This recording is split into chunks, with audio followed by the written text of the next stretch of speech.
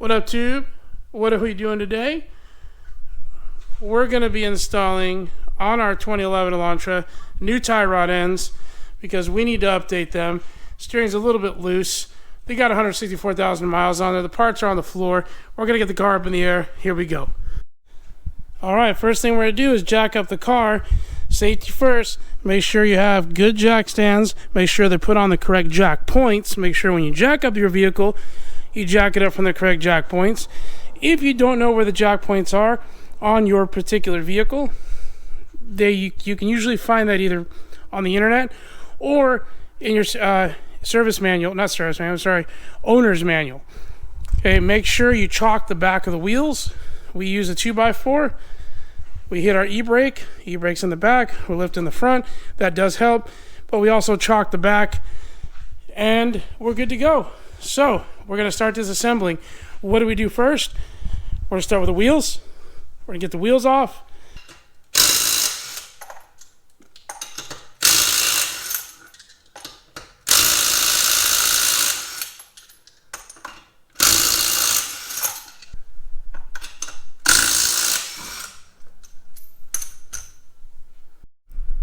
Alright, so what we're going to do is we're going to start with the tie rod. There was a cotter pin on the castle nut. We pulled that out. And this is the lock nut for the tie rod end. Now everything's connected here. And what we're trying to achieve is not to hurt the toe of the suspension too much, because we got to drive it to the alignment shop to get it aligned once we're done with this. So the trick I do is I'm going to break this nut first, because you kind of have to. Then I'm going to put it back into position hand tight. And then I'm going to put a zip tie behind it so it can't go back on accident. At that point, I can undo the castle nut and drop the tie rod and replace it. And then we'll inspect it and such as well. Alright, so we're going to go in here with the 15/16 and just break it loose. This car's been aligned about 1.5 years ago, so this isn't going to be on there too tight. You want to lock it down, but if you haven't moved this in a while, it might fight you. You might need to pry it off. So now that it's there, I'm going to hand tighten it against it. Okay, so we can kind of keep as close to the same alignment point when we put the new arm to this lock nut. And then what I'm going to do is we're going to put a zip tie around it, like so, and it's going to be right up against that, nice and tight. And that's going to allow us to, when we remove this arm, we can snug the new arm up against the lock nut, and this lock nut won't back up on accident. It's not exact, but it'll get me to the alignment shop. Okay, this is your castle nut. We broke it loose. It's not on there super tight. The cotter pin, which is this guy, is going to make sure that the castle nut doesn't come loose once you've tightened it down on the tie rod end. It's also used on ball joints. And so once you break it loose, you should be able to unthread it by hand. Sometimes you have to use a socket, but that's what it looks like. It's a castle nut because it's got like little castle things on the top as I drop it. But you saw, put it on the tray. We're going to break this loose with this guy. We're going to break it loose with the ball joint remover. Alright, so we went ahead and used the ball joint remover tool here to go ahead, and we put the U end of it. So the open fork end is going to go down here. The little arm is going to go on top of the bolt where the castle nut was, because this is going to push up and push down on the joint of the tie rod end to knock it out. It's a cool tool. You can purchase it at any parts store, really. We got it through Amazon.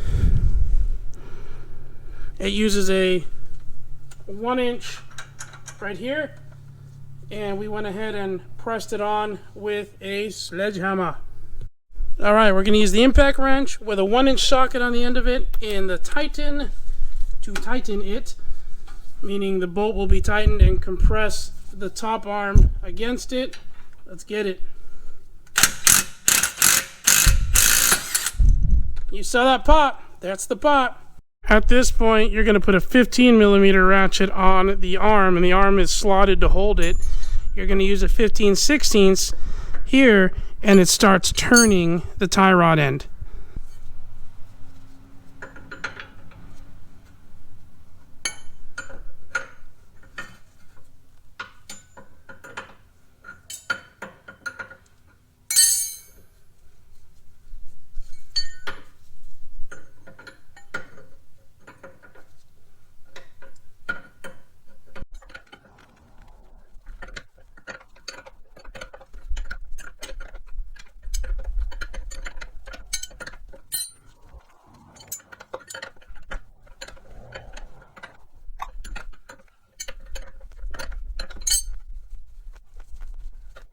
That's what it looks like when it's off.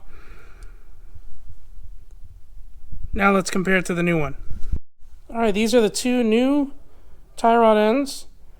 There is a left and a right. This is the driver's side that we took off. Driver's side, when sitting in the car, is considered the left-hand side of the vehicle. So we're just going to match it up. Simple. And now we got a matching tie rod. It does come with new cotter pins and new castle nut. So we're going to replace that as well. Now we did inspect the ball joint. And the ball joint on the original one after 164,000 miles wasn't horrible, but it was a lot looser than the OEM one, or than the new one, I'm sorry. The boot had a little bit of a tear in it, so grease is starting to seep out. So there is no time frame on how long your tie rod ends can last. You just got to check them. And honestly, I would say if you had to put a mileage on it with normal driving, not off-roading, that will kill them a lot faster, not road racing, or anything hard like that, where it's not extreme, I would say you could probably get about 100,000 miles out of your tie rods. But it doesn't mean it's only 100,000 miles. They can go out in 30,000 miles. They can go out in 20,000 miles, depending on how you drive. But those are things you need to inspect. You could pick up a rock and tear the boot. You got to change it. The inner tie rod, which is the arm connected to the steering rack, that one generally doesn't go bad unless the steering rack goes bad. There are odds and ends where it may go bad, but we inspected it. We're going to clean the threads real quick because, as you saw when I was taking the end off, it was real stiff. So we're going to put some cleaner on there and just brush it real quick here.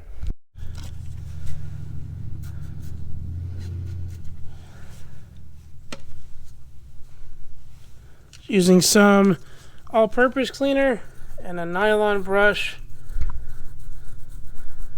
just to get some of this crud off that builds up over time.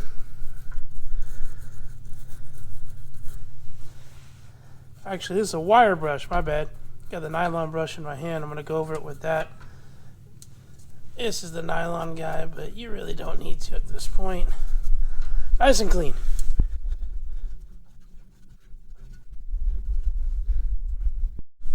Okay, we're going to take our new tie rod end and start threading it on.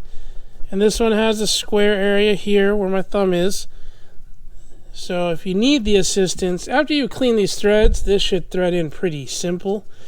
But if you do need the assistance of the wrench on that, you can put the wrench on it, the 15/16 wrench on it to help thread this in. And we are going to give it another. That's about where we were. So we know that this backed up about a quarter of a turn and hit the thing, and then we are about straight there. So our toe should be, it's going to be a little off. But again, we're trying to get it as close as possible to what it was so we can make it to the alignment shop. So remove the castle nut. We're going to adjust the top here. It'll be really stiff because it's new. We're going to move this guy over. What we're trying to do here is align the ball joint to the opening of the hub.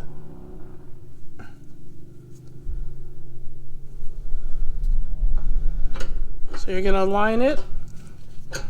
It's going to slip in. We're going to get the castle nut on. And there you are. Your new tie rod end is on. Now you're not done. We got to lock that down, which we will, but we also have to tighten the castle nut.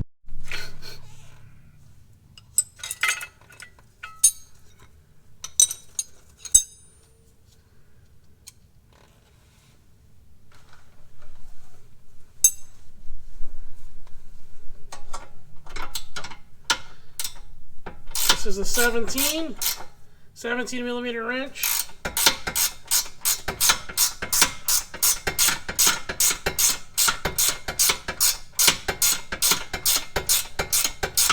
And it's pulling the tie rod all the way in.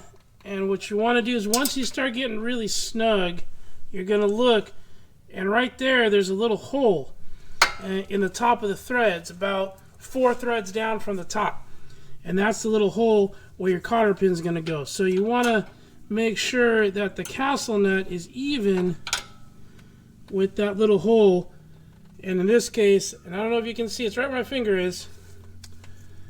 Right there, we'll slip our cotter pin right in there. Line up your castle nut, slide your cotter pin in.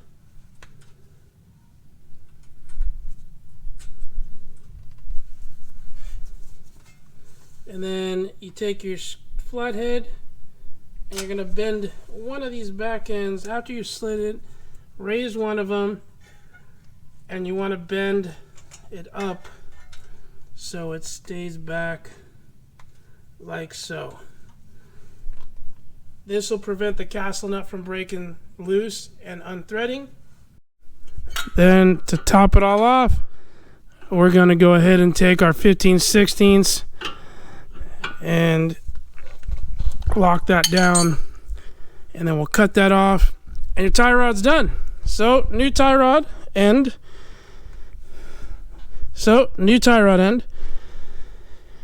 And hopefully the toe isn't so far off, but again, it's a short drive to the alignment shop. They'll dial it in. And next up, we will be tackling the sway bar links, because we're going to change those, and maybe that helps our rattling. All right, y'all, next up is the sway bar link. We're going to take this upper bolt off here and this lower one down here and simply replace the link. All right, so some of the sway bar links in various applications will have an Allen head drilled, shaped hole drilled into the center of the bolt. Okay, so you put an Allen key in there, you put your wrench over here and an Allen key to hold this in place to loosen the nut. This one actually has a slot on the end of the bolt where my finger is here that allows you to put, in this situation, I believe it's a 5/8, and we'll double check that. I double checked it off of the new one. The new one has this little slot here, and it's 5/8. Alright, I stand corrected. On the OEM one, the 17 millimeter fits onto the end of that to hold it, and then we'll just ratchet that off. And once it's loose, it comes out. And I'm going to leave that loose right there. You can see it comes off really easy. And we're going to go up to the top here. And this we're just going to hit with the impact gun. The impact gun's fast enough to where it can spin faster than that old sway bar link, unless it's completely beat up, can spin. Here we go. Wrong way. There it is. Here's the old nut. There's the link. Drop it. This is your sway bar right here. So this link connects the sway bar up to the strut, and the sway bar allows you to stabilize the car left to right to eliminate some of the body roll. And when those links go bad, and I'll show you what they look like, they start to rattle. You can get some noise. The sway bar doesn't work as effectively. As you can see, the sway bar link right here has a tear in it, and it's super loose. You can tell this is really easy to move around.